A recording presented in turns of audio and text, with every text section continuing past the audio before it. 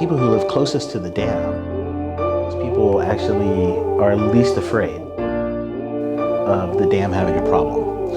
And the people who actually live furthest away where the dam has almost no chance of causing any problem, but because they're along the riverbed, and these are people really, really far away, actually are the ones who worry the most. This is not the last major outbreak we're ever going to see. There's going to be more outbreaks, and there's going to be more epidemics. That's not a maybe, that's a given. If you live super close to the dam, a switch just flips where it's like, I can't worry about this all the time. Today, the World Health Organization officially announced that this is a global pandemic. I'm just in it. If the dam breaks, I'm screwed. There have now been more than 10,000 people infected with the virus in Italy. All of Italy is going on lockdown. So I'm not going to spend any time at all worrying about the dam because an acceptance comes through, right? It's really this acceptance. They've pushed through the fear, and they're like, I just got to live with the dam. Where people are furthest away, the dam's always in the back of their mind, right? As a risk, and it's a remote risk, and so it's not a big tax. Tuesday, the CDC said that it's spreading here is not a question of if, but when. The NBA is now suspending the season. And it's a remote risk, and so it's not a big tax to actually think about the dam, and so you just think about it more, I think, right? Right, And I think this is in general about a lot of risk in life, and you know, this is a story, gosh, I probably heard this thing 30 years ago. The difficulty is that if you do not try and suppress this virus, it can overwhelm your health system. Lots of different ways, you know, in the startup community in particular, on top of all the normal things you live in fear in a job, you know, does my boss like me? Am I doing a good job? Are my coworkers liking me? Because usually you're starting a business that has never existed before, going after a market that no one's... Congress's in-house doctor says up to 150 million people in the United States could end up getting corona. And whenever I'm feeling anxious about something or whatever, I'm like, how close am I to this dam? I'm focused. I've been watching for the omens. I've been listening to everything you said. It's been running through my head, locked and loaded. So I'm Tony Wong, and this is Ron Williams. This is the first podcast of the Tony Wong podcast. Tony Wong podcast. Tony Wong podcast. I like Ron and I have been talking about this for years, and we're talking about what it feels and looks like to live in tech. Not necessarily work, but live in the tech industry. Yeah, that's great. Looking forward to diving into this. Thanks so much for inviting me, and can't wait to be a part of your inaugural podcast. Cool. Well, we're going to keep on doing this. We got a lot of things. We got a whole backlog. Yeah, we do. We have a lot of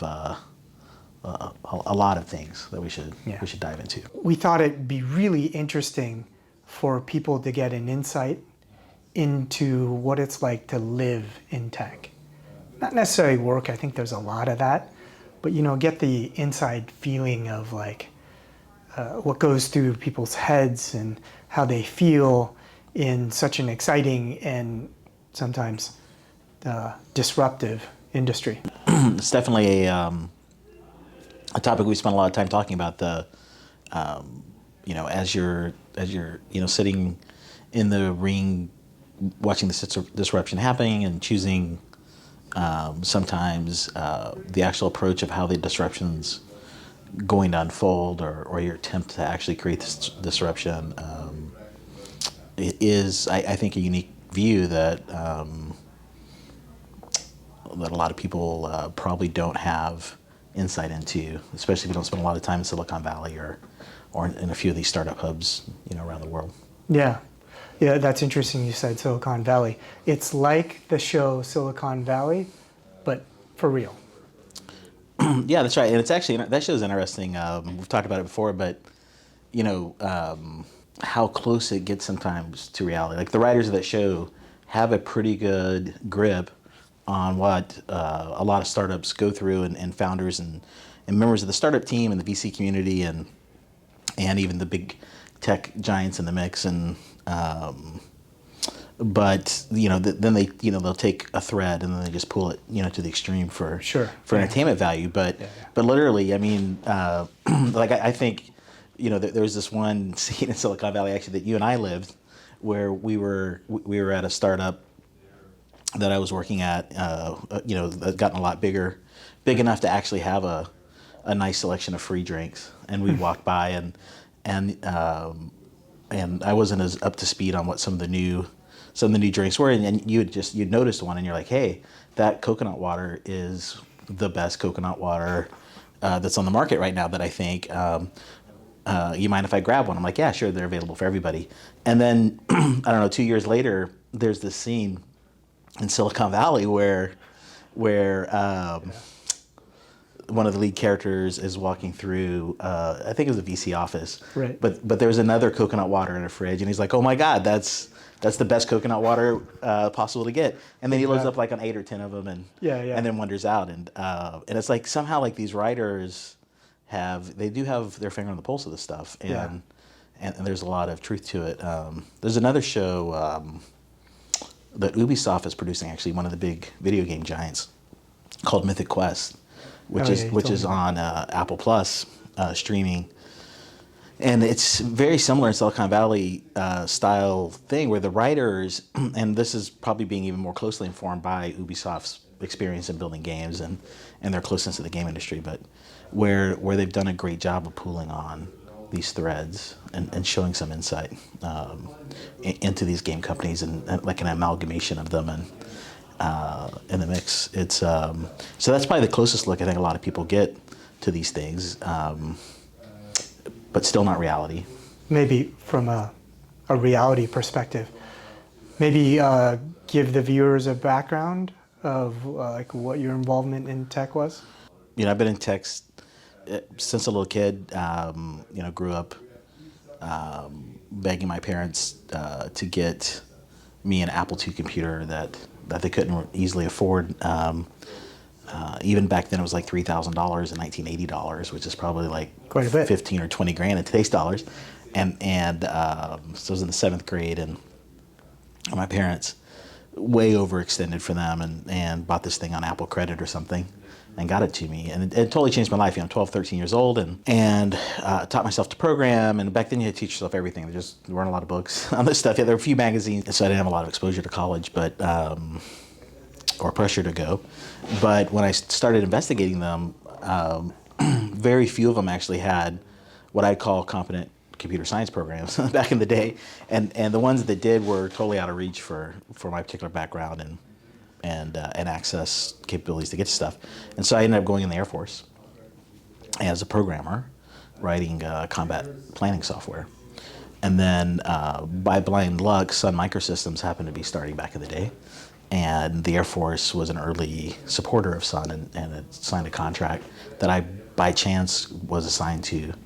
And I ended up building a whole career around SunMicrosystems, which was one of the early giants of the internet age when the internet was first getting born for that 10-year period. You had Sun, Cisco, Microsoft, a handful of others that just built these huge companies. So I've been deep into infrastructure and programming from the early days, and then realized that I was sitting next to programmers that were 10 times better, and they enjoyed it 10 times more than I did, and really shifted my focus to infrastructure, and then later into security. And then fell in asswards into games just by chance. So I started a video game payments company to help gamers make online payments through gift cards, and sold that company and had a 1-year commitment after selling it to not work elsewhere. And by blind chance, at that 1-year anniversary, Riot Games calls me and says, hey, we hear a lot about infrastructure and have done a lot of things, and we come out and talk to us. And I landed at Riot running their infrastructure, and they didn't have security at the time, so we built a security program along the way, and did that for almost 6 years. Went from a couple hundred people to 3,000 people, and then decided that I wanted to expand deeper into certain parts of security. I really wanted to get a deeper compliance background. And so I hopped into a startup called Clover Health that later became a unicorn in the Medicare space. Right. They were kind of reinventing Medicare. And then eventually landed at Bird Scooters and running security for them. Went through a high growth phase, and while I was doing that, these guys at Subspace gave me a call because of some things we did at Riot, trying to fix the internet. They wanted to do for everybody, and so I landed here, and we're growing really fast. And so I've been fortunate to be at 3 unicorns in the last 10 years, from pretty early stages of them, and watching them scale up, and I've learned a lot from each one of them. So I forget, what was our original vision? Why did we want to do this? We just had great conversations about a whole bunch of stuff. Yeah. And we thought we should share them. Yeah, that's right. I think I think a lot of this was we would end up down different threads. I would share maybe something that I'd recently experienced in a startup, or helping with some other person on my network. There's something in a startup or heard a story, and then we would usually riff in to understand, like, maybe we'd approach it differently, or like, wow, how does that affect? But the juicy ones, right? Yeah, those are the interesting ones. They are the interesting ones, and some of those I think we can talk about. And one of the things we got to figure out one day is how to do something like this anonymously for guests, or even for myself, or maybe even for yourself along the way, because there are some amazing stories that are incredible lessons along the way, as well as they can be pretty entertaining too. But it's you've got to protect your these are families also. These startups that you live in, whether they're dysfunctional or have other issues along the way, and you want to still see them succeed, and real people's livelihoods are there. So it's hard to dive in deep, but there are, I'm sure we'll be able to pull some interesting threads and talk through them and see where we go. Yeah, and that's what I really wanted viewers to get, which is like an inside view into technology leaders' heads and hearts. Because, I've gotten in pretty deep into the heads and hearts of tech leaders. And I think it's super interesting. And like you said, there's lots of lessons to be learned there. Yeah, for sure. And I think there's what's interesting about it with startups is things are very time compressed when you're experiencing these things, especially if you're a startup that happens to be growing fast or is on that kind of unicorn track. And I think Paul Graham has an essay that he wrote about, hey, if you want to do a startup, it's much like doing a normal job, but instead of doing something for 4 years, you do it in 1 year. And that's what kind of separates startup employees and startup founders from regular people working in different jobs, is that accelerated pace of things. And so you live through the same problems everybody else does in a 4-year period, but you get to experience all those in 1 year. That's right. And have to deal with them also 4 times as fast, and all those things. And that's why you see, I think, a lot of error rate in startups where where you're like, that startup's a total shit show, or it's got a that founder is totally off track, or whatever. Is the reality of what's happening in that startup is this compressed time field of problems that a normal company would see one of a year. You see it 4 times in a startup, and so it just looks like the startup is totally dysfunctional when it's actually just proceeding and maturing at a way crazier pace. And so these things are occurring in the way. That doesn't mean you still can't kill the business, or you can't do a ton of damage while these things are moving through too. But there is this this time field that you're living in that really magnifies these things, I think, a lot more, actually. Was this your podcast shirt? You're like, oh fuck, we're doing video, I have to put a shirt on? Yes, actually, this is this is one of the few button-up shirts that I own, and you can tell my face hasn't seen a razor in a while either. It's one of the side effects of startups, actually, is keeping your personal life together. Lack of hygiene. It's I worry actually for startups with this virus thing, even though Silicon Valley's been on top of it. Again, because of that over-occupation of space and the quick moving things and how they prioritize spending and stuff, hygiene tends to slide in a lot of startups. We're more fortunate here. We tend to be on average a little older than a lot of startups and have been through it. And we're also a bit more of a germaphobe, I think, both me personally and some of the other leadership. But I have literally thought about that problem in some of these startups. You know, you've got 20, 30 people in a space built for 10, right, or whatever. And this virus will probably take an extra toll on those. The upside is a lot of times those are relatively young people. And so hopefully the impact won't be as bad as... Yeah, except for you and me. Except for us. Virus is hitting people over 40 especially hard. Yeah, I worry about it, and and it's one that we started off talking a little bit about fear, but this has, especially this week, and I was talking to my wife earlier on Monday on the phone, and she's like, "You sound pretty stressed." I'm like, "Yeah, I am actually pretty stressed," and there's always stress in the startup, but this virus thing, in part, because my background, I'm plugged in pretty deeply into different networks that other people may not be plugged into. Homeland Security or government or police and things like that. And then my family's actually plugged into some of those networks or actually work in those networks. And some of the people here actually, we all have a lot of similar backgrounds. And so we have a pretty strong take on what's really happening out there. And it's way scarier to us than I think it is to the average American in the mix. And so we've been, trying to process that and still be strong and brave and work through things. Because a startup like this right now, we're about 40 people. We're at critical stage of growth, and we've got some very important milestones to work through. We really, it's very costly, this kind of impact. Our trade shows have been shut down. That we need to do biz dev. We're in stealth, and it's we depend on face-to-face meetings. There's no marketing department here, or no billboards over the 101 freeway in Silicon Valley talking about us, and so those kind of things are impacting. So you have that kind of stress on the business, and then there's this like, wow, I'm getting closer to one of the target groups of age that this thing can hit a lot harder. Plus, I have my own kids, and I'm also at that age range where my parents are still alive and they're fully into this target range, and they have health issues, and like most people that age do, and so it adds a lot of extra stress when you're trying to pull off also creating something valuable out of nothing. It's interesting when you mention stress and fear. I was talking about that earlier, and there's one observation I've had, especially with with what I do in coaching.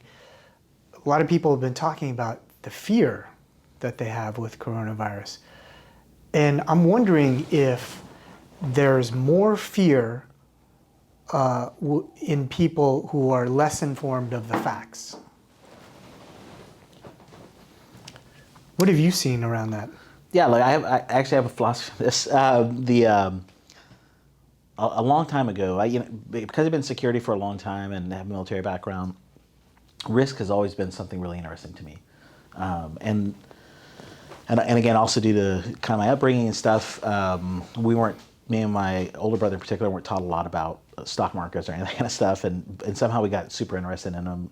At a very young age, 17, 18 years old, we were buying our first stock, like spending $10 to get a share on something or whatever, which is way harder to do now or back then than there is now to pull that off. But and so if you're going to dive into stock markets, or also gambling is something I like to do for fun, not as a serious pursuit of large amounts of money, but mostly the probability of things is what's really interesting about that. And so I've had a chance to read a lot about risk, and actually there's a great book about risk that's maybe even out of print, so I'm not promoting it, though it's a good read. It's called Against the Gods: The History of Risk, and it's one of the best things I've read about risk. And it talks about how mathematicians have been studying probability mostly for gambling reasons in the old days, the 1200s, 1300s, 1400s, all the famous mathematicians, with the exceptions of Newton, really, because he was a pretty religious guy, were all like really aggressive gamblers on the side. A lot of them lost their fortunes just because they were because of gambling, and they really wanted to understand risk. And so one of the stories that I came across, when I was reading something about risk, and it mentioned that people who live closest to the dam over a river, you have these giant, if you're at Hoover Dam or some other big dam, and you really see this in older parts of North America and in Europe, where homes are actually built in the old days very close to the dams, and back then there would be accidents where whole towns would be wiped out, right? With dams along the way. But the people who live closest to the dam, they went and did a psychological study. Those people actually are least afraid of the dam having a problem. And the people who actually live furthest away, where the dam has almost no chance of causing any problem, but because they're along the riverbed, and these are people really, really far away, actually are the ones who worry the most about the dam collapsing. Because they didn't know much about the dam? Yeah, I think it's what the psychologist landed on was, if you live super close to the dam, a switch just flips where it's like, I can't worry about this all the time. I'm just in it. If the dam breaks, I'm screwed, right?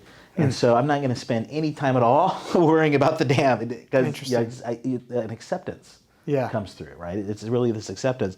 They've pushed through the fear, and they're like, I've just got to live with the dam. Where people are furthest away, the dam's always in the back of their mind, right? As a risk. And it's a remote risk, and so it's not a big tax to actually think about the dam, and so you just think about it more, I think, right? And I think this is in general about a lot of risk in life, and this is a story. Gosh, I probably read this thing 30 years ago, and I keep going back to it as, whenever I'm feeling anxious about something or whatever, I'm like, how close am I to this dam, actually, right? In the mix, and then try to work through it. But. So you and I started, at least together, we started digging into coronavirus a while ago, at least 6 weeks, maybe 8 weeks ago. Yeah, that's right. Yeah, we're pretty early. Pretty early for the average American. And so my hypothesis is that because we had a lot more time to, get close to the dam, right? Yep. We had all those days to integrate all that fear all along the way, so that we didn't ignore it and pile it up till the end. Yeah. So when yesterday happened, when Trump says there's a European travel ban, the WHO declares a pandemic, and the stock market falls another 8%. All those things happened. At least for me, it was just like, oh, okay, yeah. I pretty much figured more was coming. Whereas other people I'd noticed who really weren't paying attention and didn't want to hear it, didn't want to deal with the fear, yesterday was a huge impact, and so was today. So is today, yeah. Today my wife told me that even in Park City, grocery stores are actually limiting certain items. There's signs like only, like toilet paper, so many per shopper. And she said, "That's funny. Everyone goes to toilet paper first." Yeah, I know. It's interesting. I'm not sure. Like Costco here has been out of toilet paper. I'm like, but yeah, wouldn't you need food to need toilet paper? Yeah, exactly. We actually need to do a conversation on bidets one day. Actually, we've had that conversation, and it's one I keep having actually, especially because of this thing. but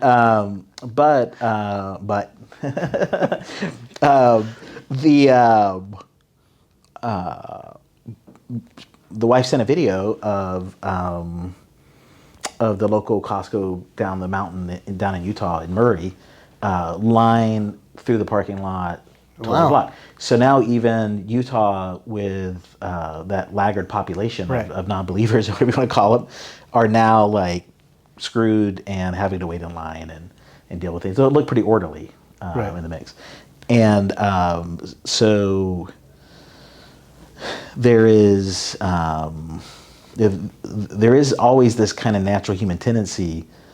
Part of it's fear, I think, and part of it is maybe it sits right next to fear, which is I want to suspend disbelief is how I'm going to manage the fear, right? Which is also back to that kind of close to the dam kind of thing with people in the mix. Even though the dam is leaking and water is pouring out of the cracks, and the dam's being horribly mismanaged, and all these kind of things, and so these things sit side by side, actually. I find to have rational thought, you have to go through your emotions first. So to have rational thought, you have to go through your fear first.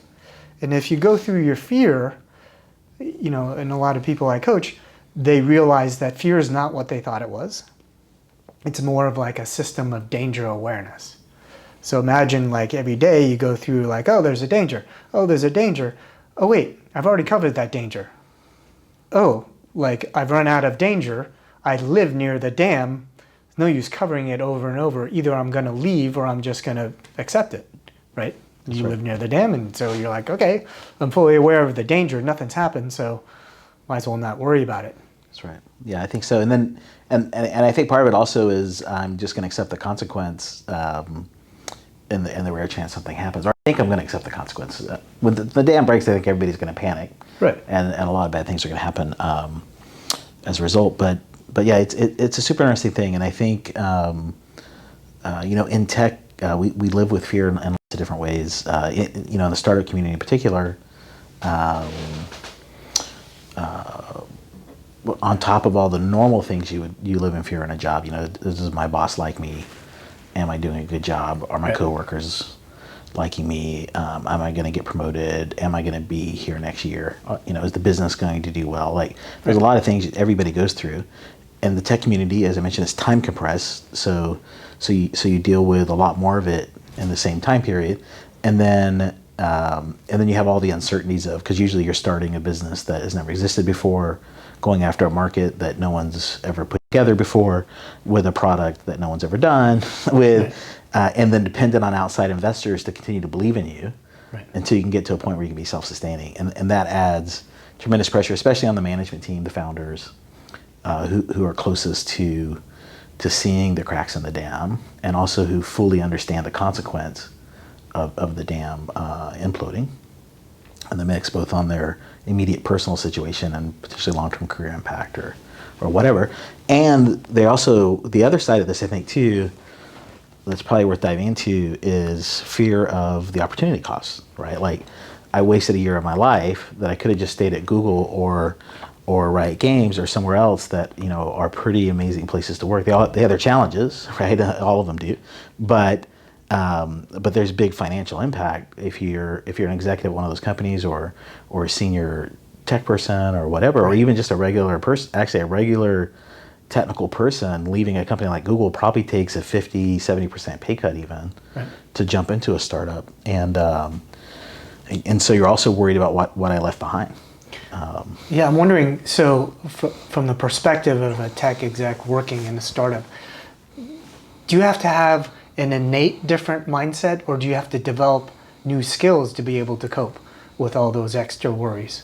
Yeah, that's an excellent question. I think it's, I think you can have either, and I think you always want to develop them. I do think there are some people who are naturally able to deal with the risk better, who are more, who are less risk averse, and who actually appreciate or enjoy actually the adrenaline and the and the stress, and you know, my wife has said before that I'm not happy unless my ass is on fire. Right. And I am most productive. I tend to procrastinate. Like, if I'm in a nice, calm job, I get pretty miserable. Like, you know, even though there's a lot of important work to do that is not going to change the outcome of the company, but has to get done at these bigger, slower moving entities, it's pretty painful to work through. Where there's other people that love that kind of structure and actually do really, really well in more predictable workflows and things like that. So, but I do think it's possible to learn to an extent. You know, if you're very risk averse, or you're very structured and you get very uncomfortable when you're dealing with a lot of ambiguity, and we've seen this in every startup. You know, those people tend to give up on startups pretty early. Like, what does it mean to have your ass on fire? Like, give me an example. You know, is that at 3 p.m, or is that like at midnight or 2 a.m. or Yeah, what? I think it can happen anytime, and it comes from a couple different angles. Like, when I'm most stressed in a startup, and I've been reasonably successful over the years and stuff, but there's still like for the last couple of startups, in part because of my age, and I have kids and other things, and had some success in the past, have a pretty high personal burn rate that usually my startup salary doesn't cover. And so, so you're constantly moving money around to take money out to fund part of your personal life and your living expenses to maintain a much higher standard of living than a 20-year-old in a startup can maintain. And your your wife's looking at you across from the table like, are we sure we're going to pull another few $1,000s or many $1,000s out, or an unexpected expense hits, and then that just has to come straight out of savings. The next paycheck's not going to help you cover it or whatever. Those kind of moments add a lot of extra stress on top of whatever bad things happening in the startup that day. And so when those tend to collide, is when the things you really feel it, and you're like, and part of it is like, if you're out hunting tigers in the jungle, with your spear or whatever, which oftentimes running a startup feels like, it's like, holy shit, the tiger's right there. I feel it. I totally am now can viscerally understand the risk that I'm in, because I'm taking money out of my savings that I might need for my kids' college or for my retirement or whatever it is, or to buy my future house or all these things that people have to make in these startups, or pay off my student loan faster or whatever. And the thing I'm placing the bet on looks like it's going to fail, right? Or it's facing an existential crisis that I don't know if we're going to get through in the next week or 2 weeks. And when you're in that moment, and these moments, especially in the early days of startups, they occur weekly or monthly or multiple times a month. That's where that kind of adrenaline kind of comes from too. Yeah. And I think you get pulled into it, and that's when your ass is on fire, and you're like, and part of it, like for me, I'm wired. When I'm in that situation, I do my best work, right? Like that's when I get hyper focused and I really get thoughtful about what I'm trying to do, where other people might shut down or end up with some kind of different outcome. And it's also when I'm through it and you win it, and when you're through it and you conquer the tiger, or you didn't get eaten by it, or whatever happened, it feels pretty good. And then 1 week, 2 weeks, 4 weeks later, you're probably facing that situation again. And so like that's for me. And I think probably for a lot of people in startups, especially if you're in leadership, you're living those things a lot, in part because you tend to be older and probably closer to a lot of situations that I'm in now. And you've been through several of them. And so obviously there's something about it you like, because it doesn't get better at the next startup. Like the next startup, there's just more tigers, waiting for you as you get through. And sometimes you get eaten by the tiger, and man, it really hurts. Like, and you have to be willing. You have to be able to deal with that too. I've left small fortunes on the table, like just set on fire, both of my money and other people's money when I've done startups. Or been inside of startups and seen them fail, and so that's all part of the of life. I think it'd be super interesting for us to talk a little bit first, kind of how we met, and I know for me personally that was a great opportunity, and I've grown a tremendous amount because of our relationship. And looking back now in my life, it's been incredibly valuable to really understand much clearer why I'm here in my life at this particular moment, where before I was kind of more going through life and living it day by day.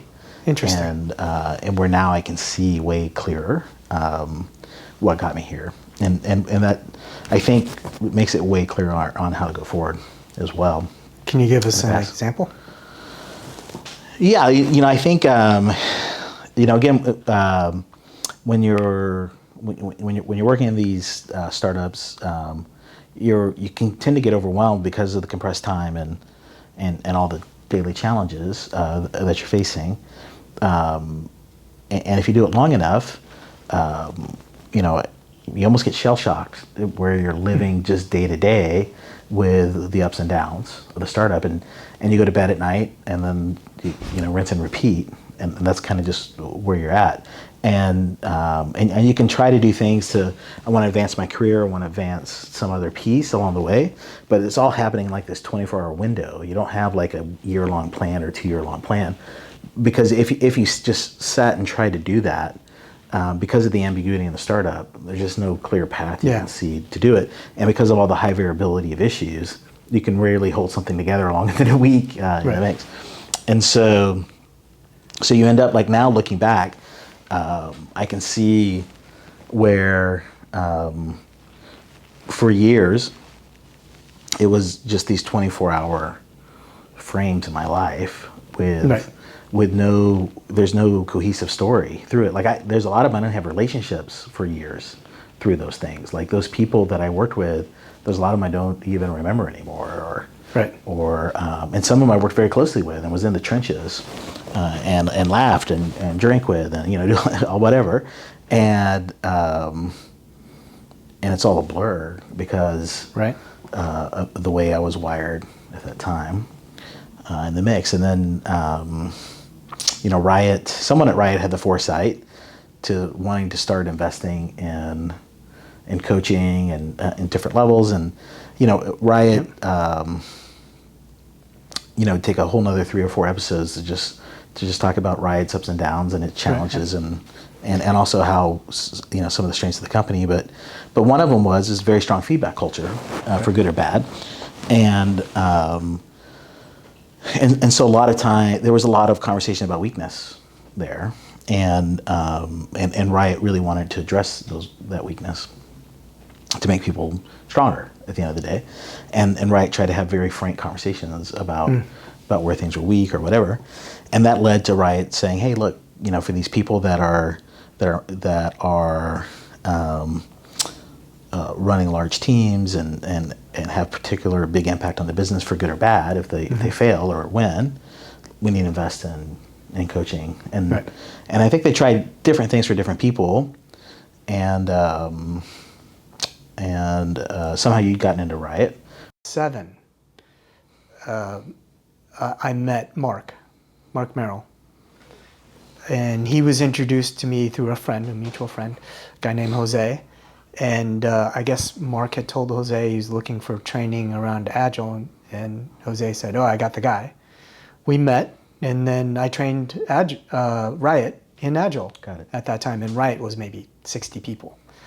And so I trained the entire executive staff, but they weren't the executive staff at that point. They just turned out to be the executive staff. So you were in pretty early. Yeah. I didn't realize that. Yeah, I have a great Agile story that we need to talk about too, but keep going. Yeah. At Riot. So that you probably were part of the problem. Well, yeah, if it was Agile, then yeah, it was me. So this is so good. I literally just you told didn't know that? I literally just told the story yesterday about one of the things that really caused me a lot of pain at Riot was everybody was just so deep in this Agile thing, and they didn't understand that infrastructure actually, you know, requires physical things and outside dependencies and things that are actually very hard to manage Agile in the mix, and I can never seem to actually get Riot to understand that there's parts of this business that doesn't land, and I think it's actually totally your fault now that I've heard the story. But anyways, keep going. Or Agiles. So I trained Riot and Agile in 2006, trained all the executive staff. We went through this whole training program. So that was 2007 and 8. So I think I kept in touch with Mark. So 2011, I came back to, what was that, Santa Monica Business Park, right? Was that what it's called? Yeah. Yeah, Colorado Center. Center. I think it was Yahoo Center, probably. Yahoo Center, and then it became whatever. Colorado Center, yeah. I walked through there, and he's like, dude, we've grown. You got to check this out. And I think Riot was maybe 1,000 people. And we're going through all these rooms, and he opens a room to, like, I don't know, 50 engineers. And he stops everyone. He's like, hey, everyone, just want to let you know this is Agile Tony. And everyone's like, oh, that's Agile Tony. Hey, hey, hey. And I was like, holy shit, dude. And he's like, dude, you're responsible for that. So that's why my Twitter handle and my social media Got is it. Agile That's Tony. crazy. I did not know this at all. Yeah. In part because it's funny because the story, and this is so crazy because I was literally just telling a story yesterday, and I was pretty anti-agile for the piece I was running at Riot. And so I would have heard the story because I was like the island, the non-agile island at Riot. So no one's going to tell you that story. agile people, they kept trying to throw people over the wall Yeah. into the group. And it's actually hilarious. That's why I don't know your story. Yeah, everyone was in there. It was like Steve and Mark and Scott and Snow and, the list goes on. Yeah. Like they were all in that original training. So anyways, that was 2011. And then 2014, 3 years later, 2014 or 15, Mark calls me back and says, hey, we're having trouble scaling our leaders because we're growing so fast. Can you see if you can help?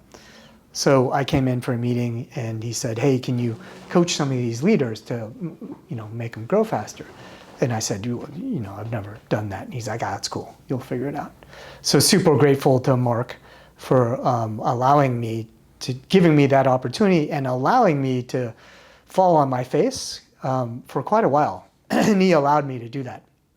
And I fell hard, but I figured it out. So, we started coaching quite a few of Riot's executive staff, right? The CEO, the head of engineering, and the head of creative development, and esports, and yourself, and the list goes on. So that's how I got into coaching, and I really like coaching, executive coaching, all around. Our philosophy is to get the best performance, you have to have a clear head and a clear heart. Yeah. So that's what we do. Awesome. Yeah, that's great. Yeah, and so we would have met sometime around 2014-ish or something, I think. Yeah. Right, was in the new campus, and yeah, and it was interesting because I was in Mark was totally right. Like a lot of us were just like totally blocked on growth and dealing with pretty heavy lift of a company that by that time was probably 2,000 people. Right. I joined around 200 in 2011. Probably around that time you were doing that tour. Yeah. And we were mostly just trying to keep the company running in any possible way, just putting fingers in the dike of water and just going everywhere and just trying to keep things alive. And so there wasn't a lot of opportunity for personal growth. And then all of a sudden you wake up, you had a team of 12 that's now 90, 150 people, and a budget that's into nine figures probably, just for my team alone, and overwhelmed, like in a lot of different ways in the mix. And so when you and I met, I was definitely topped out of in a lot of different ways, which I'm sure you probably could tell when we were first talking about this stuff. So that's super interesting. I can't believe so much makes so much more sense now. We definitely need to do a show on agile and infrastructure, right? Because I got a lot to get off my chest now, Tony, of pain that you created for me in the mix. But now you can see the parallels between Agile and the coaching. Yeah. It was all how to deal with ambiguity, uncertainty, unpredictability, adjusting as you go, doing things empirically, not planning it out, and not overly planning it out, etc. Yeah, also, and then this would be another great thing to talk about one day, but also how those things get embedded in the culture for good and bad too, where there's, a single thought lands and it's taken out of context, and then it kind of invades the whole culture, and now all of a sudden you have this thing living in your company that you really can't root out. Like, and that can be good sometimes, and it can be really bad sometimes. And Riot has obviously had those challenges, like almost every large tech startup. Like even now, beloved Facebook is seen as the evil empire pretty much. And it hasn't had anywhere near the number of scandals like an Uber has had, or even half a dozen of the other kind of mega-sized companies along the way. That'd be another great topic. Yeah, I think that one, from at least my standpoint, it comes from the limitation of words. Yeah. like ideas. And that comes from the limitations of concepts and really the left brain, right? So the left brain, with all its logic, will take a concept and it just run astray with it. Whereas, the right brain is much more experiential. It's not hinging upon one word like, I don't know, pick one, like or two words, feedback culture, right? Yeah. That can get out of hand because it's just two words. Yeah. Like, then people interpret it differently. Yeah, that's right, yeah. Yeah, and it's, one of the big challenges in startups and that creates a lot of, personal impact and team impact and sometimes community and world impact is that, kind of exact problem of something takes hold and it's not trained on and it's not deliberate and it's not, a lot of energy is not directed towards making sure it's having intended impact. Right. And then now it's part of your company. Yeah. For good or bad. And that's where I think a lot of the spiritual concepts like of, I don't know, being in the moment or happy or appreciative, right? I've heard a lot of that in the past couple weeks surrounding coronavirus, and those words were set in opposition to acknowledging the fear or dangers with coronavirus, right? And so I'm not disagreeing that, hey, we should appreciate the things that we have, we should try to be happy, we should acknowledge things, or be in the moment. What I'm saying is we shouldn't do that as in opposition or have it be mutually exclusive to acknowledging the dangers of fears, right? That's right. And I think that's where it gets really messed up, and it's set in opposition to each other when actually you need to do both. Yeah, that's right. And I think, and again, some people I think have a natural affinity to get energy from when that state of fear and that thing, and other people tend to run away from it, and maybe other people freeze. And actually, that's another cool thing I saw about Risk one day in the early days of Discovery Channel or something. There was a show about building fires, and I was watching it, and they had done a study. It was a British production, and so they were in some building in London, and they went into an office and they set a fake fire off in a corner of this like high-rise office building that created smoke, but harmless, but enough to generate the fire alarms to trigger. And then they watched what people did. And it was super interesting.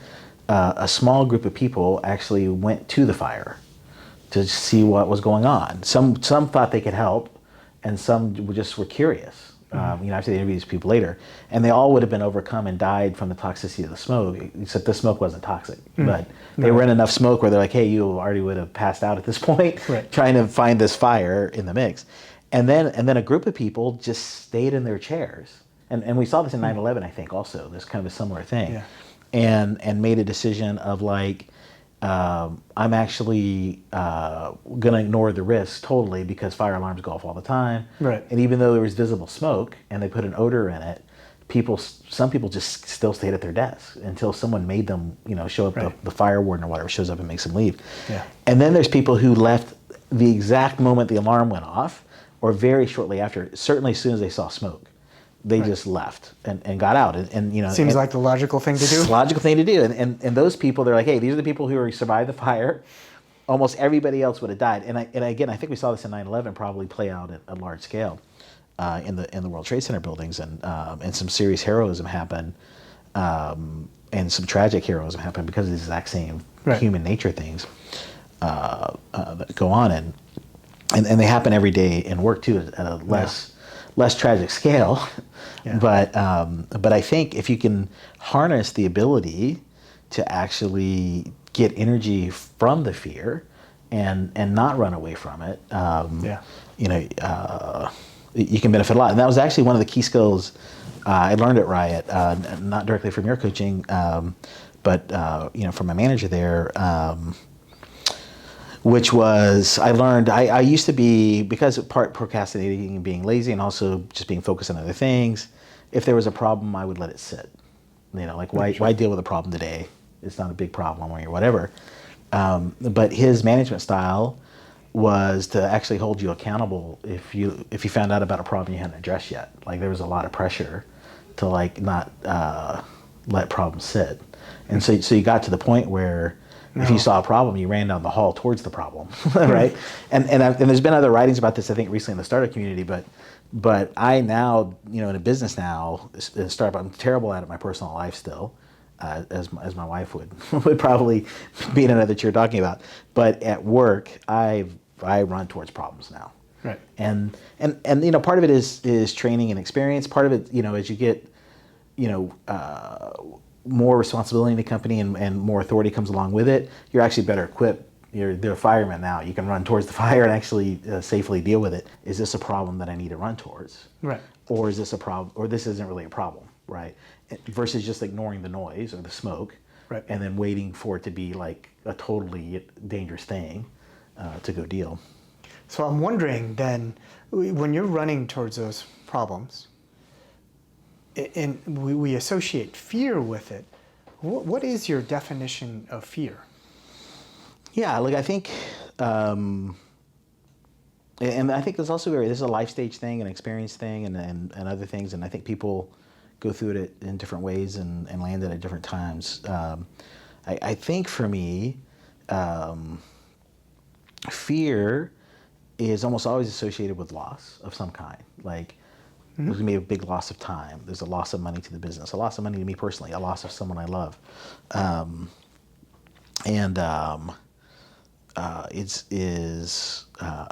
it's probably a big driver. There's a loss in there somewhere. And then I think if there was a fire in this building, I don't think I'm the first person to leave, like a literal fire. I am one of the more curious types in the sense of like, hey, and I'm also a trained Boy Scout in the way, and then gone through the military. And so I'd want to first see if I can, if anything I can do to keep it from getting worse in the mix too. And so I am a little bit more tolerant of risk. Right. It goes back to that too, to go. But I recognize there is risk. Like I'm not ignorantly chasing in, and I may take more risk than I should, especially as a father and whatever. But so I think it's a combination of loss and actually the anticipation of the loss. Yeah. That anticipation sits like right next to curiosity. Sure. And adrenaline, like those are all kind of intermingled in there, and that's probably fear, and any one of those actually can be out of balance, and it can make the fear feel different, right? Like if the loss is like the biggest part of it, then like that's probably when I'm most afraid, and most stressed and most worried about something, where sometimes maybe it's a more adrenaline based thing, but there's still like a downside piece. And then you make a decision like, do I want that adrenaline hit, or do I want to like leave this thing alone? And that might drag you towards too. And then part of it, that makes me run towards fear. It's also just my damn job now. Like you have so much responsibility in the company that someone needs to solve this problem, and a lot of times startups are ran by brilliant people, but often maybe less experienced. And or maybe less or focus on other things, and someone's got to solve this problem. It doesn't solve itself, and you just get pretty good at solving them too. I think, even though they're uncomfortable. If you have to fire somebody or you have to mitigate some existential thing to the company, that if this goes wrong, one, you'll be blamed for it. You'll be part of it, and also. Have to deal with the aftermath of the loss of income or seeing all your friends laid off or whatever in the mix. So it sounds like with your experience as an executive and becoming a better firefighter, it sounds like your fear transformed from what most people would call fear to something else. And I say something else because when most people describe fear, there isn't a forward tendency. There isn't like an action leaning towards tendency. There's a much more on your heels, like crawling into a hole tendency. Yeah, and again, and part of that may just be experience, like living through a lot of fear. Part of it, I think, is coaching from you on taking a moment to really understand what all the emotions are in the situation, and pulling things closer to the present instead of jumping ahead to the outcome of the fear. Like, that doesn't help you a lot. Those all give you a little more time. And I think that it's a really good approach. And in business, when usually the outcome is not death, like literal death. I mean, there could be really bad outcomes. That's part of it too, is just really recognizing, like, look, I may just have to go get another damn job, and it is going to be painful to go through, but you've been through that before. And so just go deal with it and just see if you can get there. Versus, like, if we're really being chased by a tiger, I think death is another story. Actual death is another story. Yeah, or loss of limb, or loss of a child, or something like that. Those are those I think are different situations, and so you'd have to be careful. Like, I don't think we want to conflate those kind of two situations too much. Though there is, I've been in some pretty harrowing personal situations, with an injured kid or in a dangerous situation, and I've been in a plane on fire, kind of thing before, and as you get older and you get more experience, you are still calmer, like, in the mix, and it's so what's great about that, it means it can be learned, and it's been great to learn it at 19 or 15 than waiting to 30 or 40 or whatever. Me too, in the mix, and so it's definitely something worth exploring and trying to get ahead of, because there's always difficult situations that generate fear. Yeah, fear is a big one. Yeah. Actually, Joe Rogan had a podcast, a 3-hour podcast on this. He had a neuroscientist on, and this neuroscientist had dedicated his career to studying fear. And one of the biggest takeaways was, he's like, hey, listen, we kind of knew it back in the 80s, but no one said anything. We mislabeled the amygdala, commonly known as the fear center.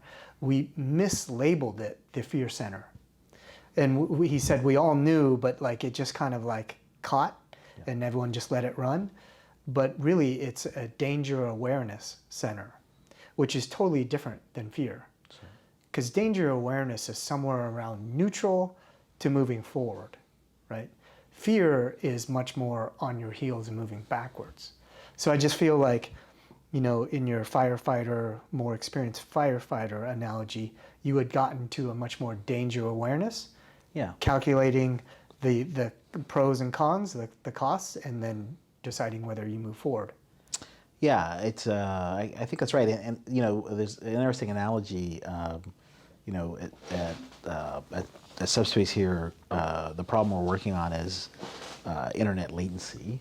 How fast something goes from point A to point B. Not bandwidth, not how much stuff you can send, but any given amount of stuff, how fast that can get from point A to point B, and it's really important in the gaming industry, and we saw this when I was at Riot too. And every video gamer can feel it, or even every video conferencing or voice call, sometimes you feel it too. You'll hear the interrupt or the pause or the disconnect even happens along the way. And I was doing some studies on it back when I was at Riot, because we were really trying to understand, like, how much does latency in a network actually affect these things. And one of the interesting studies that I read was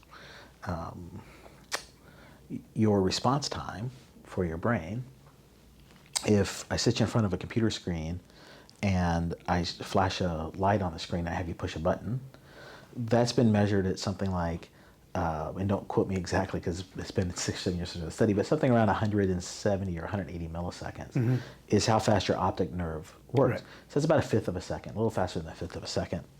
And then your audio runs a little bit faster. It runs speed of sound. Yeah, and it's also it's the nerves are just closer to the part of the brain for your ear. Like it just runs a little faster. Closer. Yeah, it's closer. Even though it seems like about the same distance, there's some physiology where sound is processed faster than vision in the mix, and so it's a little bit quicker. And actually, a lot of video games have been operating under a lot of things are actually built that way around that data. But one of the interesting things in the data was they were talking about baseball batters.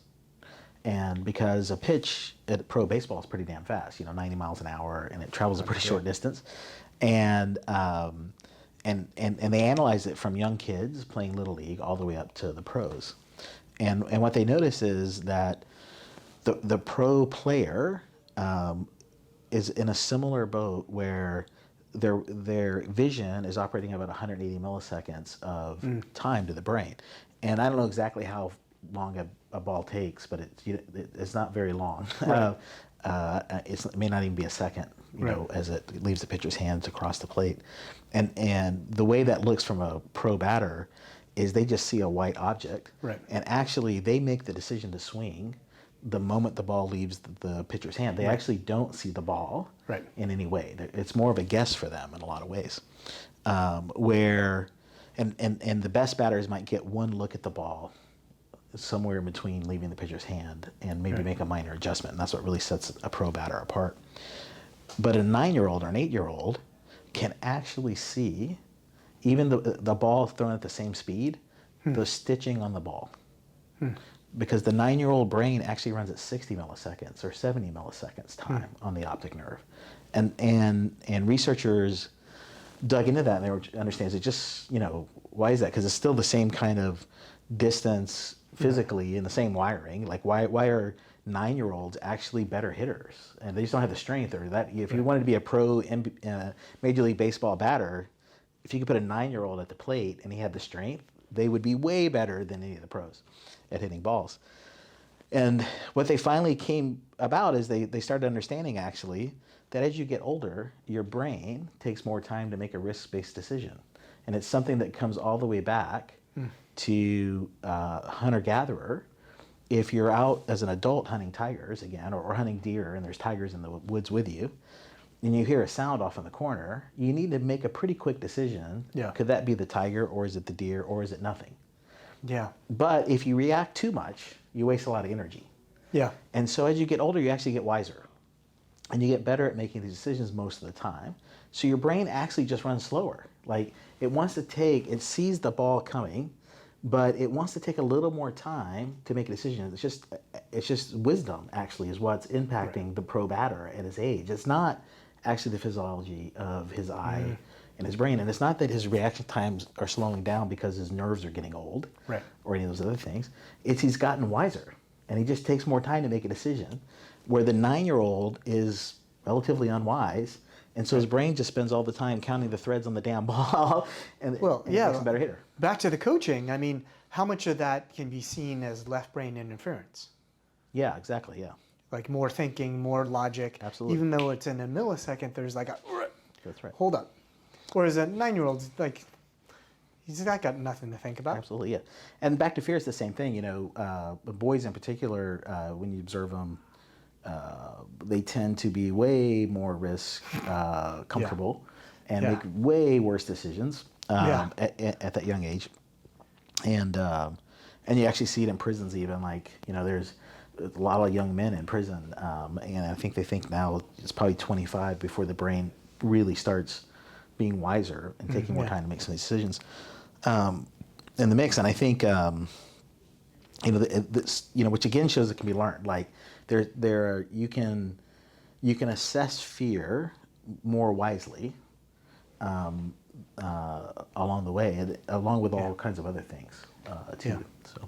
So I think that what's super interesting about that conversation is that you start to get wiser somewhere in your 20s, but also somewhere in your late 20s, early 30s, you build up the capacity for peak alpha, right? For your brain, your brain starts developing this capacity to process more information if you utilize it. Also in that processing, there is that opportunity as you get older to begin observing one's experience, right? So it's like that separation can start to mitigate the slowdown from being wiser, because you start disidentifying yourself from that rational thinking and reincorporating what you knew as a 9-year-old with more instinct, intuition, insight, right? So there are ways to mitigate that and gain some of that speed back. Yeah, and I think that's something a lot of people would benefit from, right?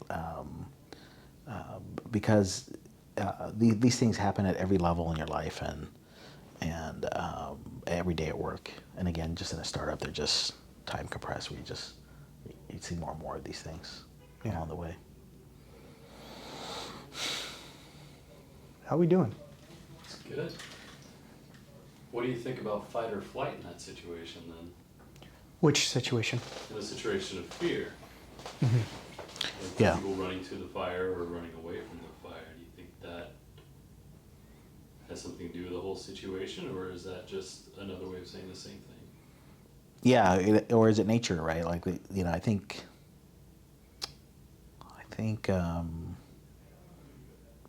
there's a learned part of how you operate, and there's a natural part. And by natural doesn't mean you're born that way. It's just you were formed that way, from family or whatever. And maybe there is something genetic that comes along with it too. There are clearly some people better at avoiding tigers than others, or whatever, for whatever the reason. But yeah, it's an interesting thing. And again, I think in the startup world, you're at fight or flight a lot, and you really have to be pretty good at making those decisions. Yeah, I mean, that's a tricky thing. Unless you're really self-aware and started to build up that skill, I wouldn't fight your initial emotion. Yeah. Right? Because I've seen, in mixed martial arts, you see a lot of people start rationalizing and they end up freezing just because of indecision. Yeah. Right? And then they get into real trouble because they would have been better off either fighting or fleeing, but the worst thing you can do is just freeze and sit there thinking about what to do. Yeah. Right? So is the fight instinct the run towards the fire, solve the problem, or is the fight instinct really to stop and take an analysis of the situation? Well, I think that the analysis comes from letting fear overtake you. Yeah, and fear is like a cognitive thing. It's not an emotional thing. That's what this neuroscientist was saying. Fear doesn't actually exist. Fear, as the concept that most people understand, exists in the left brain as a human construct, as a concept.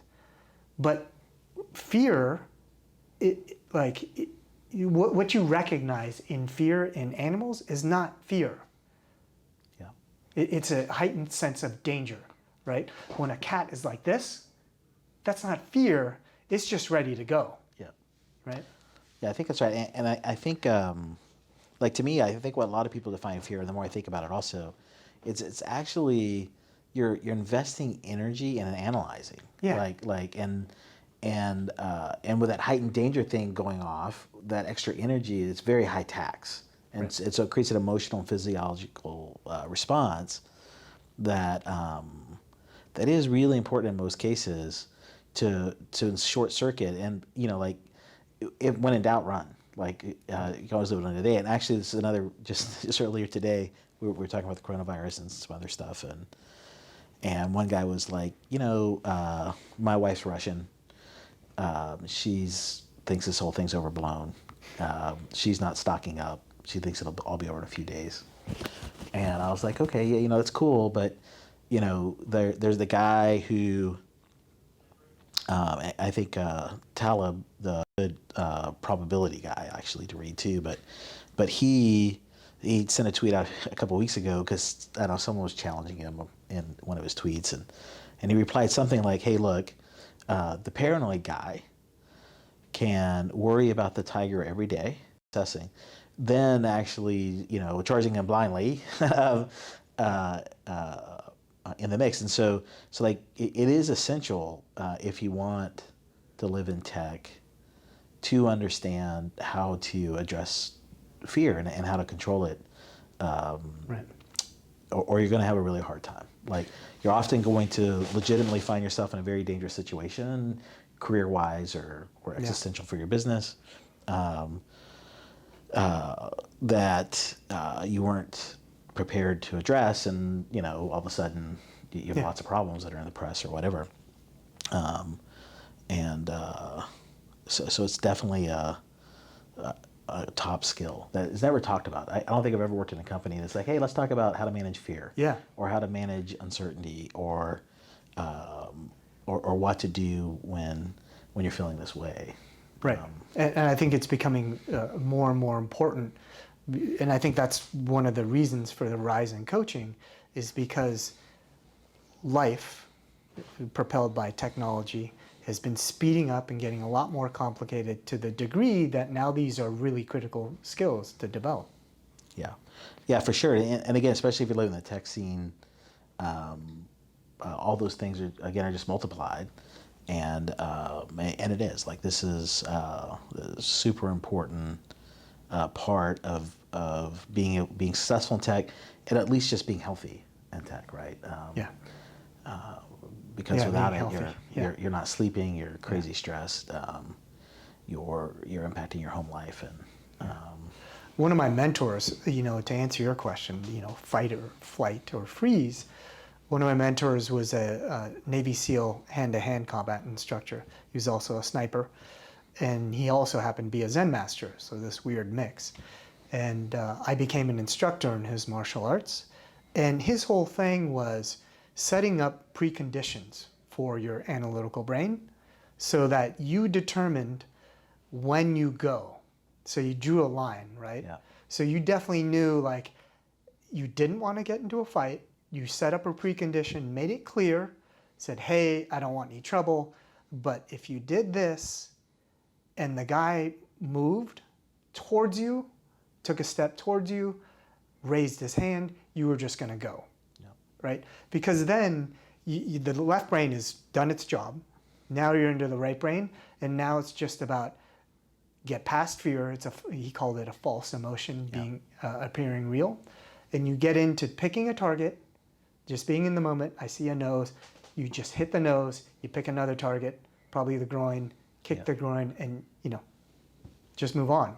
And so it's about making a choice, set up with preconditions, and then you just let that fear go. That's now a past thing, and now you're moving forward doing what you got to do. Yeah, that's right. And part of that, and it's the same thing in business, that's what's great about martial arts training, is you train. Like you've been exposed to the patterns that you need to execute when you're in these situations. And you don't get those often in companies. You get it through random experience. Some people, it's almost like survival of the fittest actually in most companies, or survival of the luckiest also happens, where just by chance you made the right decision, right. and it didn't kill you, get you fired, create an issue for your company or whatever in the mix. But oftentimes the opposite happens too, and with various types of bad outcomes. So I think like, where's the dojo in the startup to really like expose these situations, build the patterns, so that you do have this toolbox that you walk into a meeting knowing that there's something dangerous there, or there's risk. What's going to be my default responses, as opposed to walking in like, hey, the big fire burning, I don't know what's going to happen. Let me just wade in there and see if I can deal with it, right? Like, and so figuring out how to enumerate what those patterns are, and how to leverage them. I think that is the challenge in the mix, and needs work in startups and in the business as a whole. Like someone needs to write a book on, like, hey. Agile EQ. Yeah, that's definitely part of it, because like to me that's a foundational thing of like, having EQ is foundational. Having an agile approach, even though I was just complaining a lot about in that particular type of work, it's actually super valuable in a lot of other things. That's agile process. We're talking about like mental and emotional. No, that's right. Agility. Yeah, that's right. And but I think those are the foundational kind of broader tool sets. And then though, like, what are the repeatable patterns you're going to see? Like, I've got to go fire this person. What are all the things that are going to go wrong? What am I going to say when I say? And great organizations, have things in place, like, an experienced HR person will sit down with the manager first and maybe even go through it. There's actually a good way to address some of this fear is to actually role play through it. Yep. and with someone who's been through it before, and just express some of these. What if they say this? What if they say this? What if they say this? And even if you have a script, they may say, look, they may still say something that you're just going to feel like you need to respond to, and your response is always just the same. Do not address it. And it's just basic kind of like PR training that a lot of good celebrities or outward-facing organizations have to deal with in the mix. But it's not just HR issues. There's also these like, hey, my boss is mad at me. What are the patterns that I have to go through that I can rely on to just be like, hey, there's a line. I'm going to be blah, but if this thing crosses, I need to be ready to do this, and I not punch my boss in the nose. But like, hey, I need to make sure they understand this, or I say this, or I just be quiet and just like, this is really important. And I think very few people get that coaching up front to be, to jump ahead just a little bit and think through what you're going to face when you step in there. And it allows you to not do all that planning, rationalization in the moment, which takes you out of the moment. That's right. Right. So if you can get that done, be in the moment, and be empathetic with the person, that's probably going to take you really far, just really understanding the other person. Yeah, for sure. And also the other thing about it is a lot of times the meeting's not immediate. The meeting's tomorrow, or it's Thursday, or it's next week.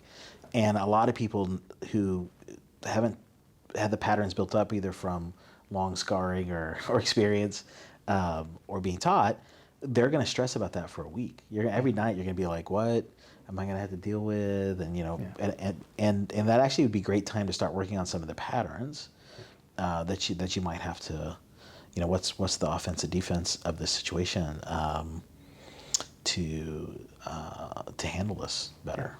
I think that's a whole book, I think, that someone needs to write. Maybe I should write that. Yeah, I think you should. Do it. Sweet. Send me the draft copy. Okay. So, I think we'll just wrap it there. I think that's a great ending to what it really feels and looks like in tech. Yeah, like I think we got to touch on a lot of different areas and fear and a lot of fear and how to deal with it and anxiety and importance of planning and EQ and a whole bunch of stuff. Yeah, and I think we left a lot of homework on the table too that probably have to dive back into at some point in the mix. So cool. Thanks so much for inviting me out on the first run of this, and hope we get to chat some more. And it's gonna be interesting to see how we get through this particular crisis facing humanity and in each country in different ways at the moment. And I'm really looking forward to spending more time on these topics. Cool. Thanks. I've been listening to everything you said. It's been running through my head, locked and loaded. I got the feeling that you know